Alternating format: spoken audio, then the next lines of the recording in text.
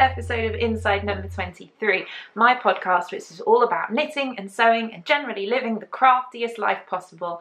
My name is Katie and you can find me pretty much everywhere on social media as Miss Lavelli, although I am most active on Instagram. I really am a bit of an Instagram addict, but you can also find a Ravelry group for the podcast if you just search Inside Number 23 podcast in the groups tab, and that will take you to our group where you can get involved with things like knit-alongs and giveaways.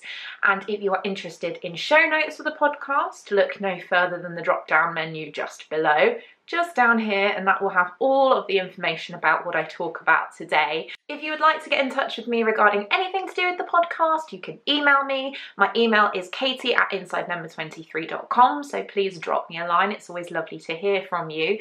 And I'm coming to you, as always, from Hertfordshire, which is just north of London in the UK, where I live with my husband Emrys and our gorgeous little pug puppy Rolly. And that's all of my spiel from the beginning of the episode out of the way, because I am so excited. This is our Christmas episode. Oh my goodness. If you can't tell, I am full of the feelings of the season today. I am so excited and I'm really happy to be back with you to share what I've been getting on with, which has all kind of been very Christmassy themed. For those of you who don't celebrate Christmas, I hope you are just enjoying this lovely time of year. It really is just, it's just making me happy. I really enjoy it. I like the cold so I can wear all of the knitwear. I like enjoying the fact that it gets a little bit darker and I can get snuggly at home. It's just so many good things. So this is going to be our kind of Christmas episode for this year. Last year I did a super Christmas episode, very heavily Christmas themed, with the Christmas tree in the background and all of that. This year I'm taking it a little bit more chill. It's definitely got a festive flavour, this episode, but it's more of a kind of Christmas episode, I guess, because it is the last episode that we will have before Christmas. So yeah. I don't really have that much administrative stuff to talk about before we get on with the real goodies of the episode this week.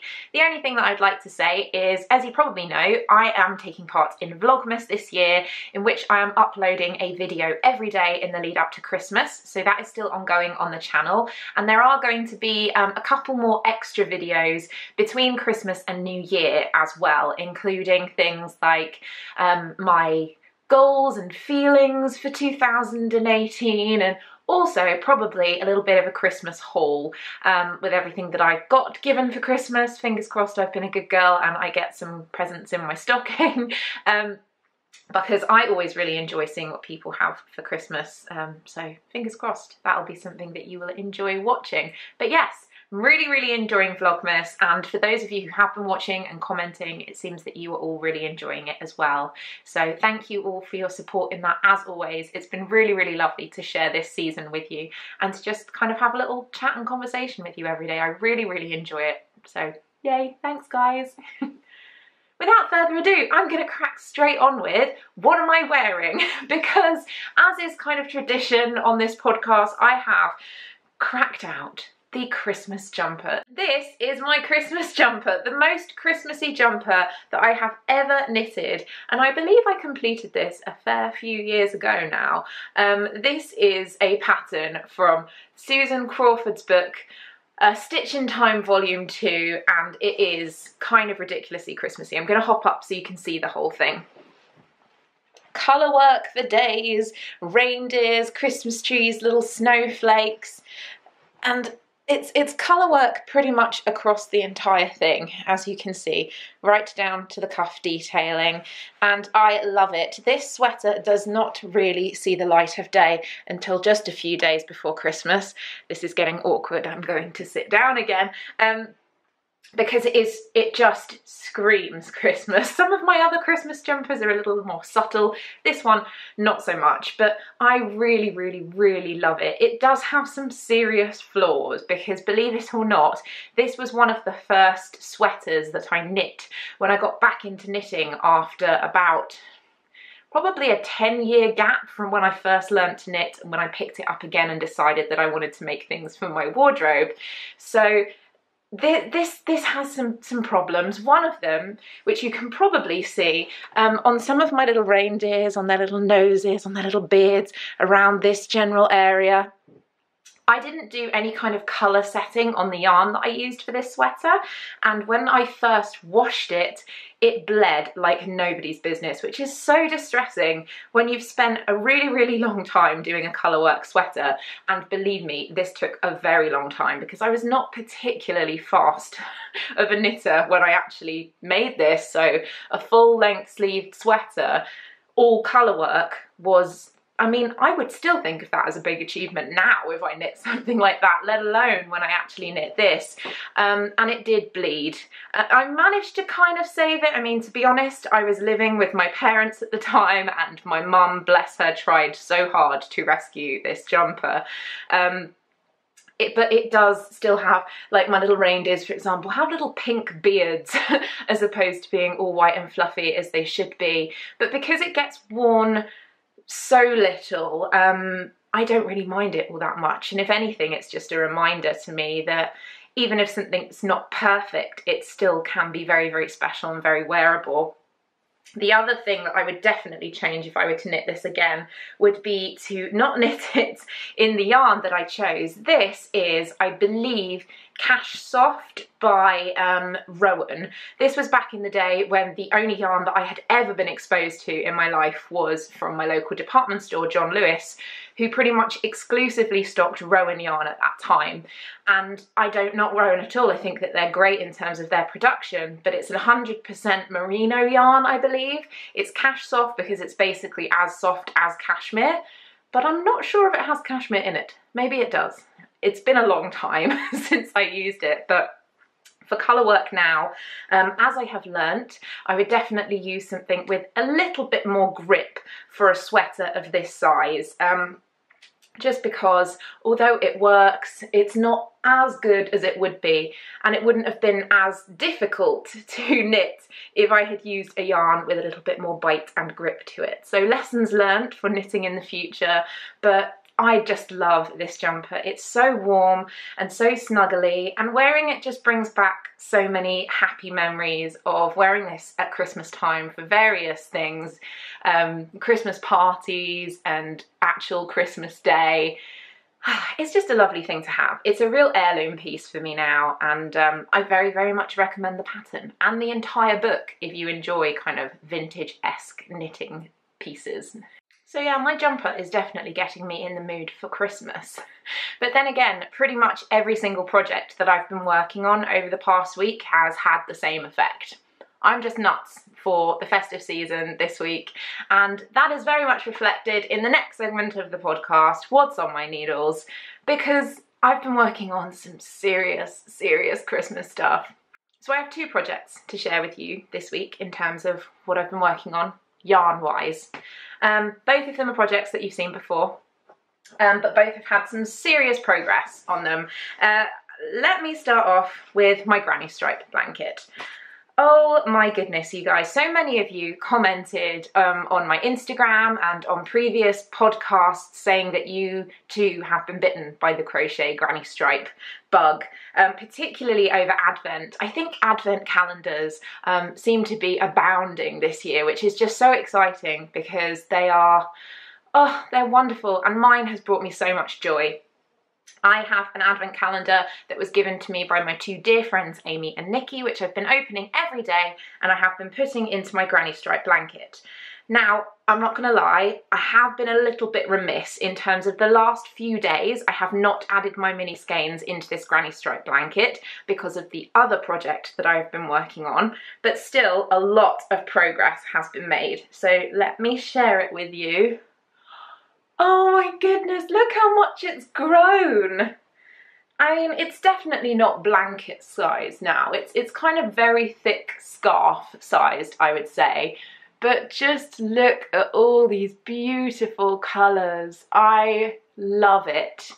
It's very eclectic, and I would never ever kind of put all of these colours together in one project if it weren't for my advent calendar, putting them all together. But I just love how they look, and I love that every so often I get a little pop of, say, the orange in there. I've got this beautiful purple streak here, which really reminds me of Cadbury's chocolate, like dairy milk chocolate purple is what that reminds me of, which is particularly appropriate for this time of year because I intend to eat a lot of chocolate in the run-up to Christmas, and Cadbury's chocolate is one of my particular favourites. But it just brings me so much joy. The pattern that I use for this is an Attic 24 pattern. It's a free pattern on the Attic 24 website, and it's basically the one that I think everybody has been using. I use a 3.5mm hook, I believe. Let me just check. 3.5mm, and it's the ergonomic one that is by Clover, and I just love this hook. It's really squishy and fun to use, and it doesn't put any strain on my hand whatsoever, so that is really lovely.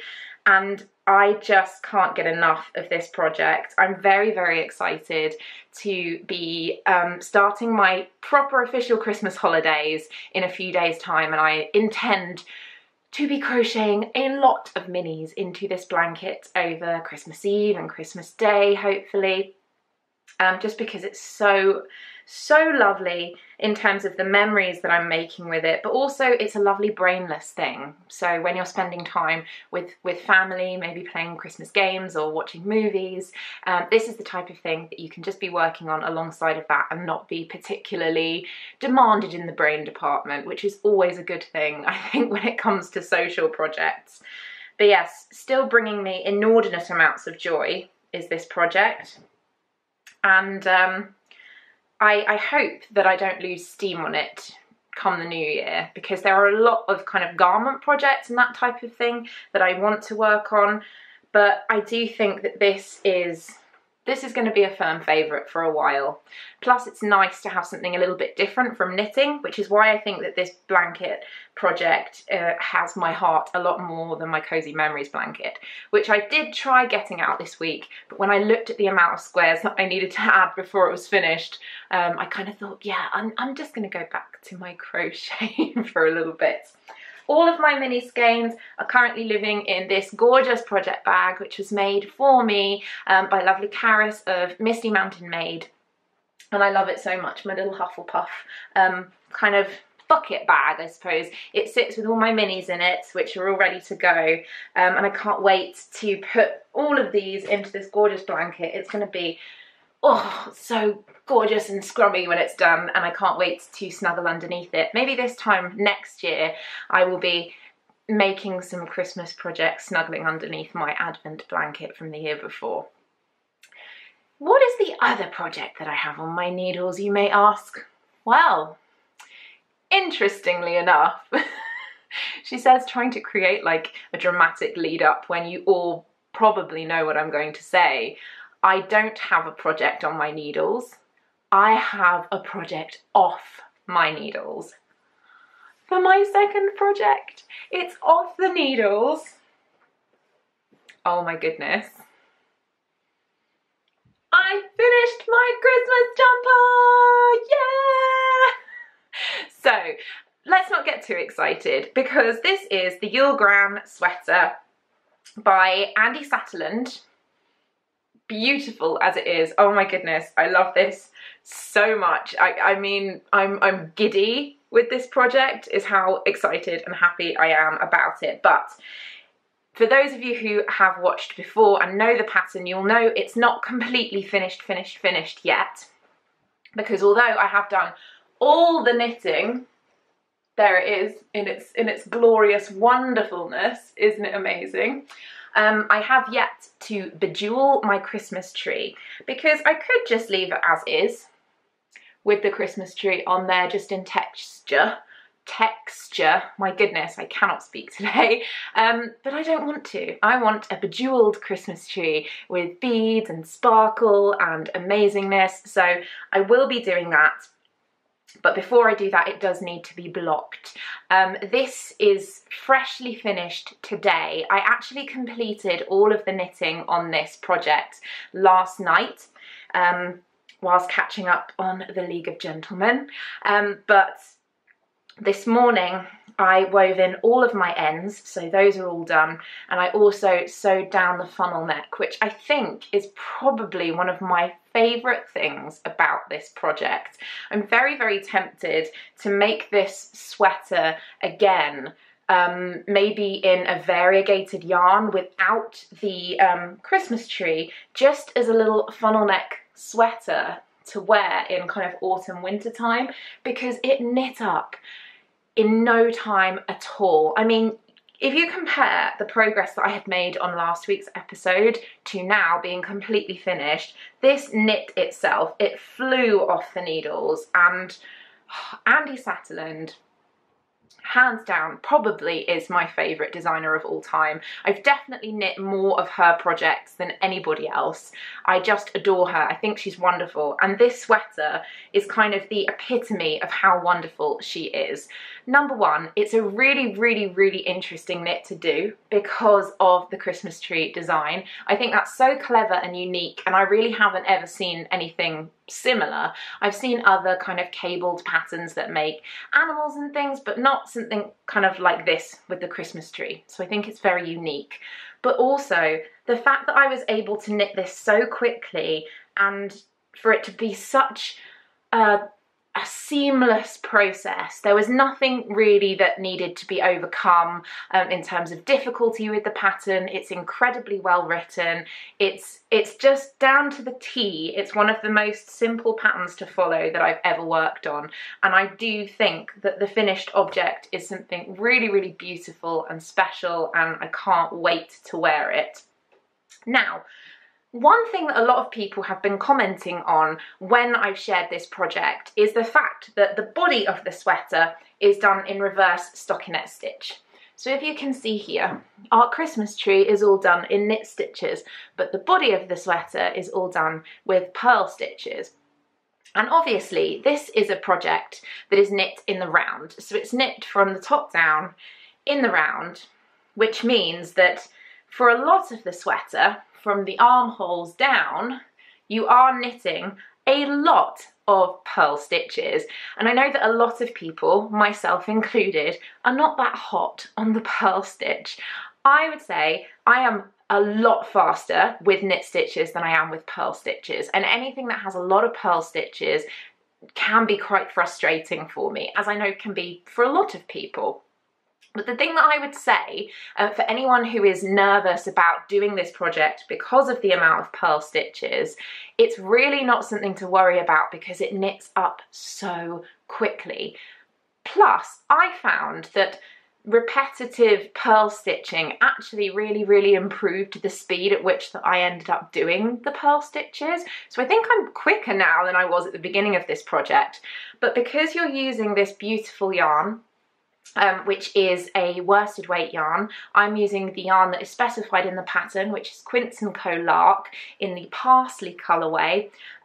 It knits so quickly that you really, really, really don't need to worry about those purl stitches. Believe me, I am with you. I feel your pain, but if that is the one thing that is stopping you casting on this jumper for next Christmas, please don't worry about that and just embrace the purl stitches in this gorgeous heavyweight yarn and get yourself one of these sweaters, because I am so happy with it. I don't think you can tell, really. Can you, how happy I am with it? Just everything about it is making my heart grow 100,000 sizes.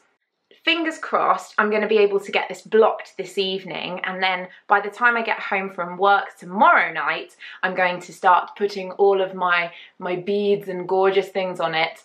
But most definitely it will be ready for me to wear on Christmas Eve and on Christmas Day and on Boxing Day and just forever. I'm going to try and get as much wear in as I can over Christmas this year, and obviously next year I'll be able to get loads more wear in. But I would say there are a lot of people who are hesitant about knitting something that's very, very heavily Christmas themed, but with this, it was such a pleasure to knit it. It took so little time to do that I think it's worth it, and I'm so happy with it. I can't wait to cover this in jewels and sparkly things. But I will most definitely be doing a little video in between Christmas and New Year with my Christmas outfit. So once this is fully finished, I will put together a little bit of footage showing it all in detail on me. So that's something to look forward to in the run up to New Year. So yeah, I love it so much. Well, that's everything that's on my needles this week. But excitingly, I have a little bit of so what to share with you. I know, I'm really, really excited. A little bit of story behind this project. I am very, very lucky to work for a lovely company called Tilly and the Buttons. You may have heard of them. I do kind of wax on about them because I think that they are amazing, and now that I work for them I can say 100% they are amazing because I've seen a little bit of life behind the curtain, as it were. But besides the fact that they're a lovely company to work for, I have the privilege of working in a really, really lovely sewing environment for the majority of my week, which means I have access to some gorgeous sewing machinery and a lovely area that is designed with kind of crafty things in mind. And I have decided to start really taking advantage of that. When I'm going to work, I'm taking small sewing projects with me to work on maybe once a week after I finish work for an hour or so, and it's a really, really lovely feeling to bring that creative side of myself into my workplace and just feel like every aspect of my life is reflecting that kind of me-made creativeness, and I love it. It's making me incredibly happy. But I tried it for the first time this week because I've decided that there are a lot of sewing projects that I've been talking about working on for a very long time, which you'll know if you're a long-time viewer of the podcast, and they just don't get done because I find it very difficult to kind of crack on with projects at home, because whilst with knitting or crochet you can just kind of pick it up, put it down, pick it up, put it down, I don't have that same attitude when it comes to sewing.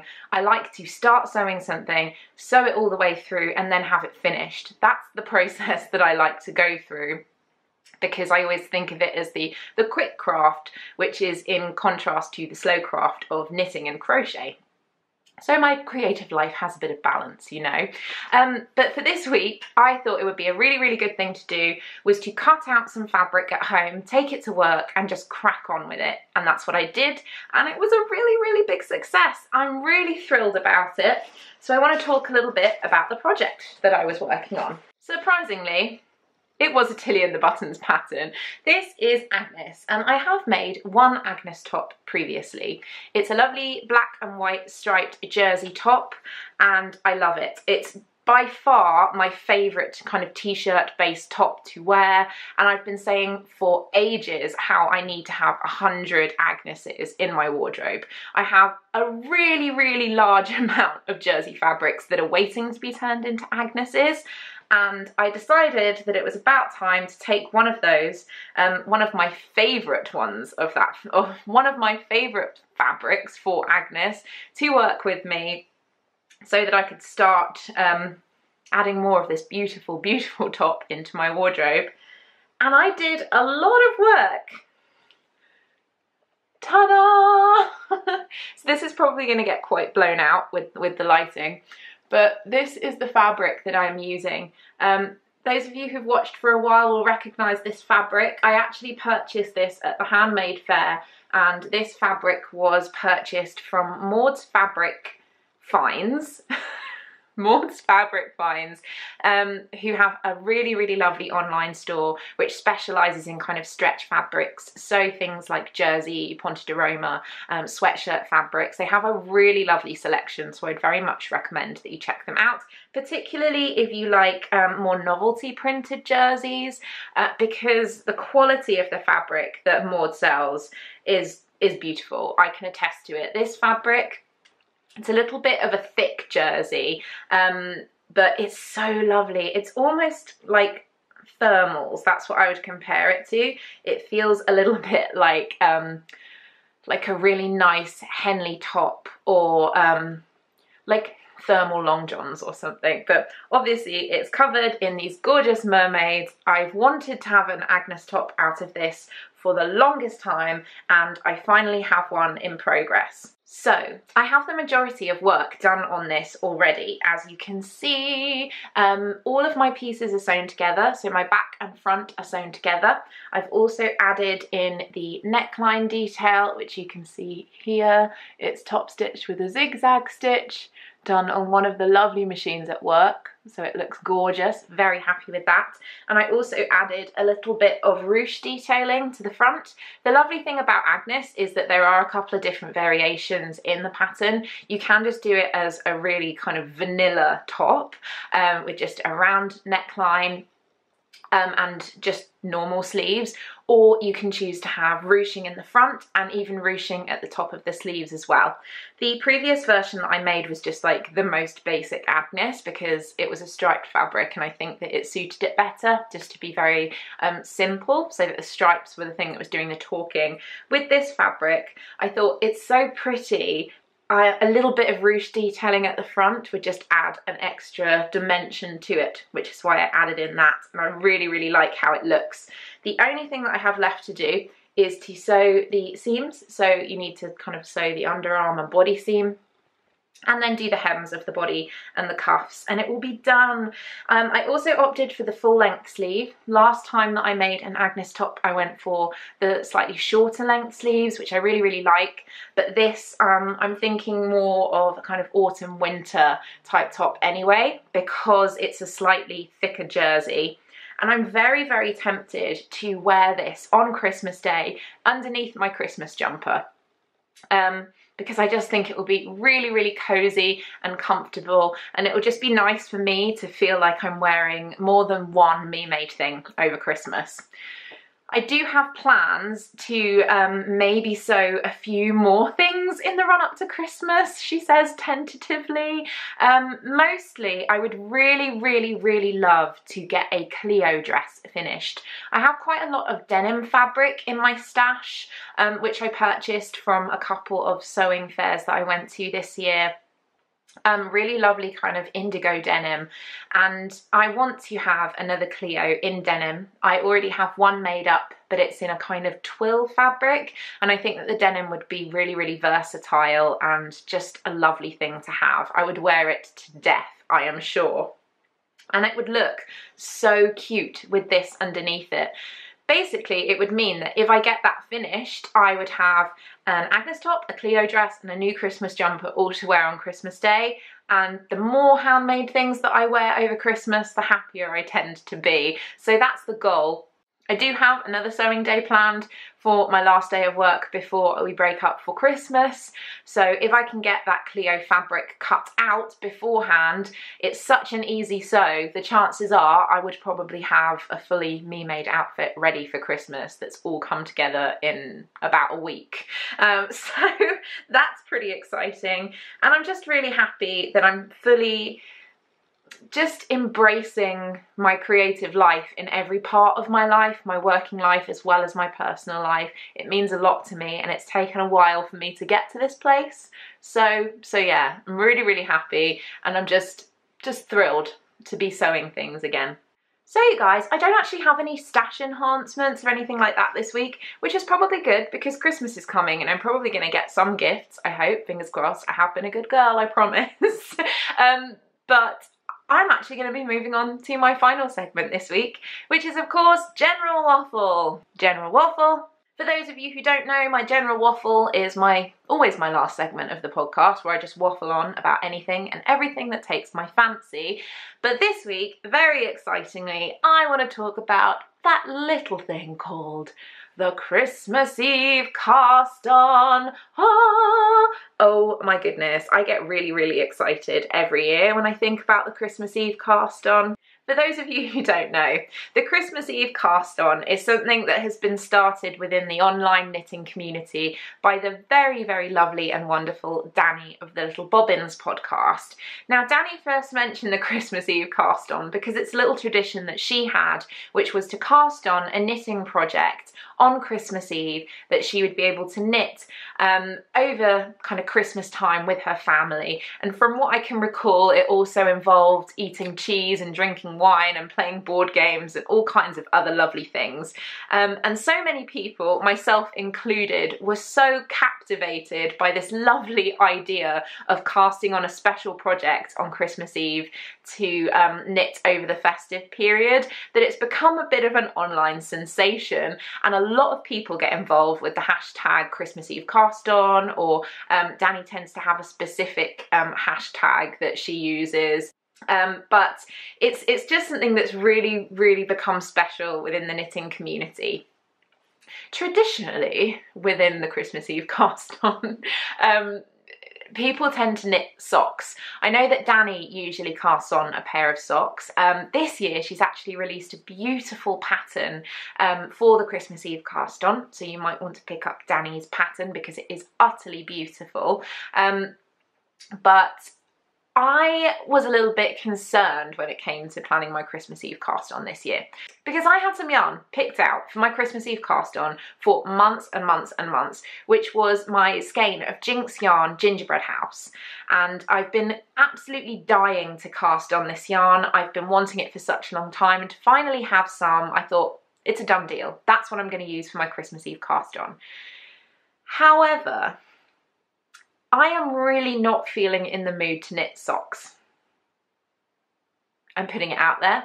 You've probably seen there's been very, very few socks on this podcast for quite some time, and I don't want to knit a special project on Christmas Eve that is not to do with something that I really, really, really want to knit. It's just where I'm feeling right now, just what I'm feeling. And that left me with a bit of a conundrum, because obviously there are no rules to the Christmas Eve cast on.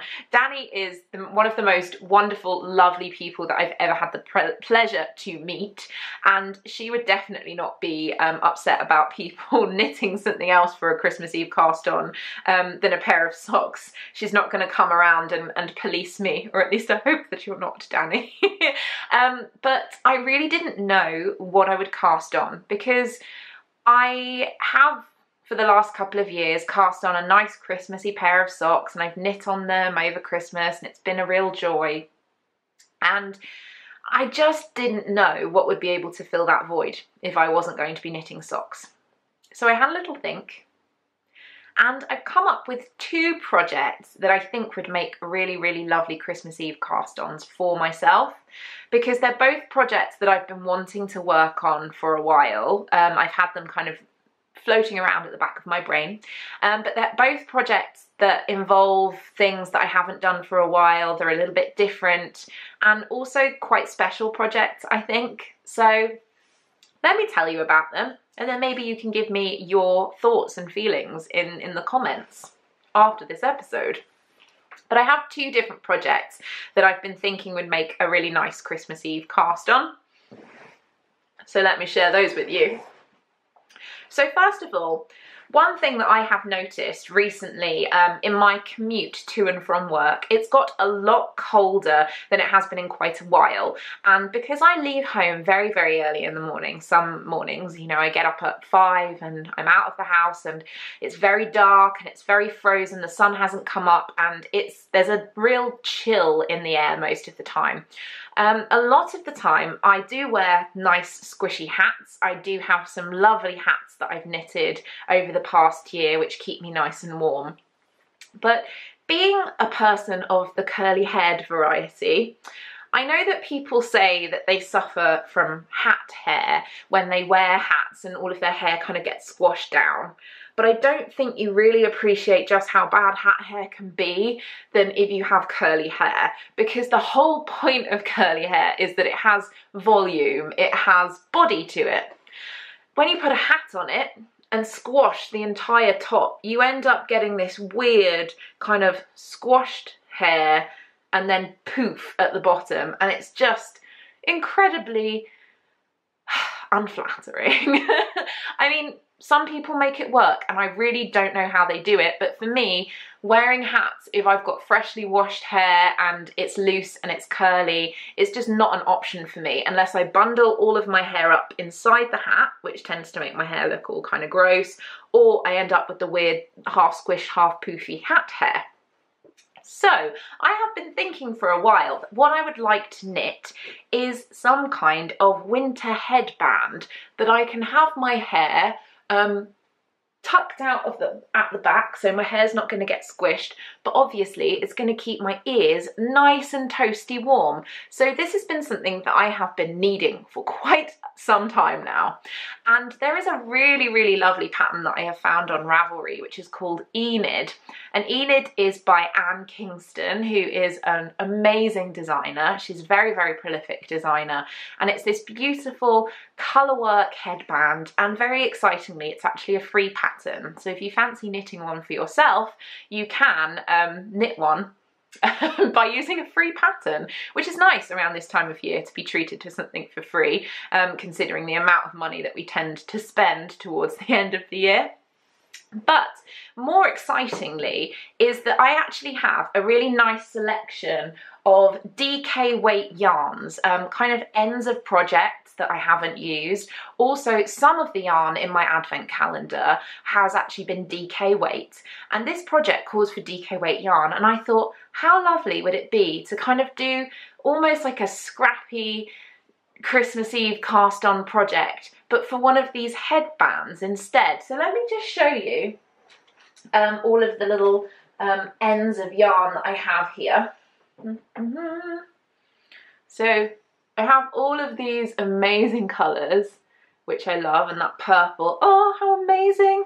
So I just think with this kind of floral pattern, how beautiful do all of these colours look? I think they look wonderful, and with this as kind of the contrast, the natural, I think that this really could work. Plus I have a couple of slightly more neutral colours that might work well alongside. And then there's this one, you know, I've got a nice selection of colours here that I think would make a really beautiful headband. Plus, it's something super functional that I know that I would wear a lot, and it would be getting me back into colour work, which is something that I've been wanting to get back into for a really long time. So that's definitely a big contender. The other thing that is kind of satisfying about it is that it's a relatively small project, so I don't think that it would take very long. I imagine if I cast it on Christmas Eve and worked on it over Christmas, I would definitely have it ready by New Year's, and that's a really satisfying thing, to kind of start a new project and finish it before the new year starts. So yes, definitely a contender is Enid. Now the other project that has really been speaking to me in terms of being a Christmas Eve cast on is something that has been on my to knit list for a very long time, because it's something that I have never knit. It's a cowl and it's utterly beautiful. Again, it uses colour work, slightly less colour work than Enid does because it's just 2 colours, but the name of the pattern, forgive me if I butcher this, is either Jujika or Jujika. I am not sure because I'm terrible at pronunciation. And I just love this pattern. I absolutely love it. It's something that has been kind of, like I said, at the back of my brain for a very long time. I was considering casting this on a little while ago because I really wanted it as something that I could wear over this cold season, so from autumn and winter this year, but it never ended up happening because I've had so many other projects, and then I had a lot of time when I wasn't wanting to knit at all, and I then frogged a lot of projects, and it just didn't happen. But now when I look at it, I'm so inspired by it, and it just looks so beautiful. I just think it would make an incredible project to cast on over Christmas Eve and work on over the festive period. So It's a little bit different in terms of it is a fairly full-on project. It's a really lovely big cowl, and it basically uses up 2 skeins of yarn in fingering weight.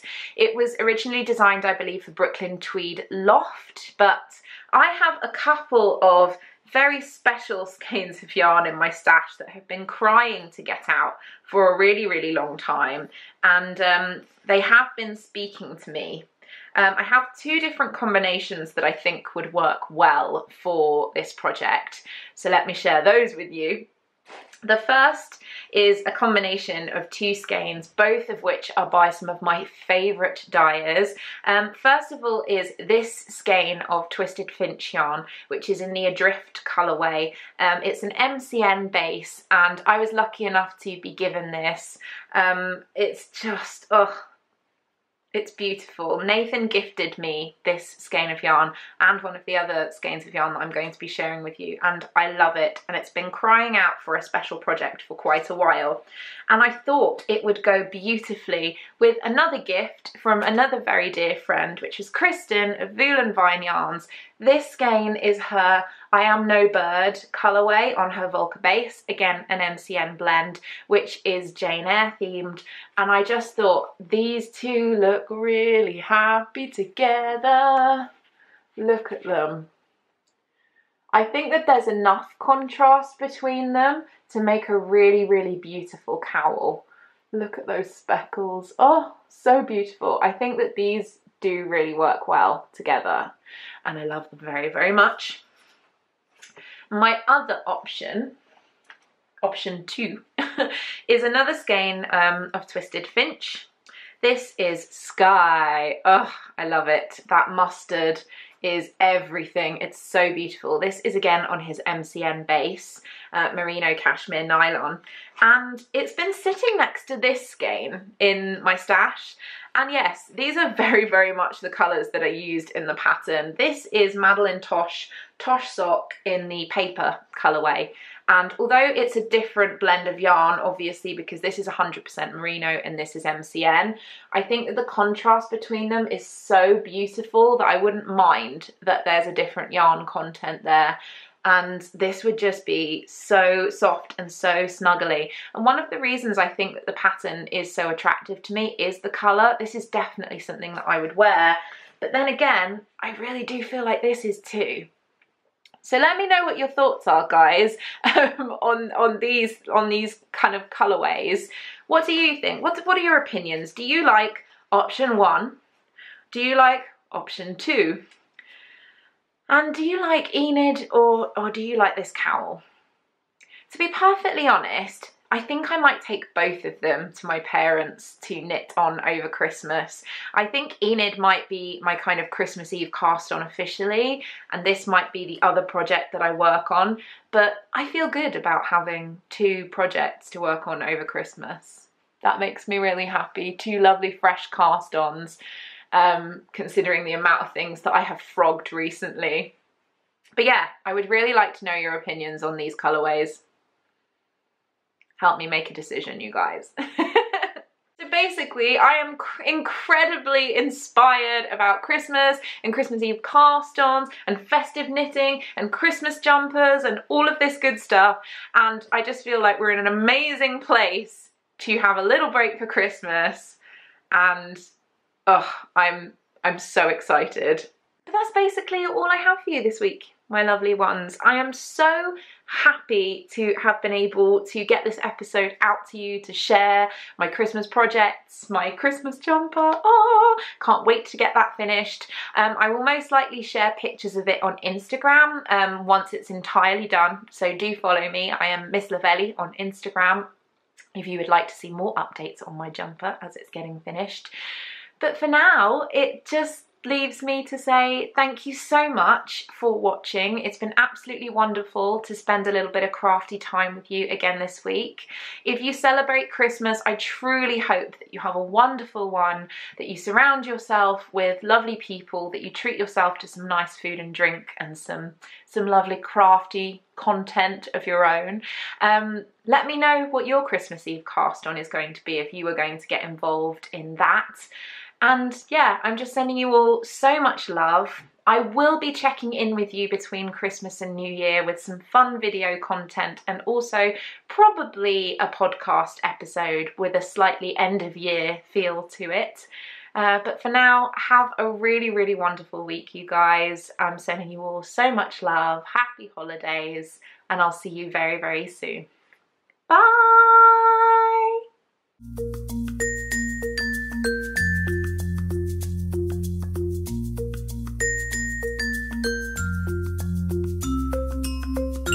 I know that there's going to be some of you that are upset because there wasn't a song this year. I'm sorry.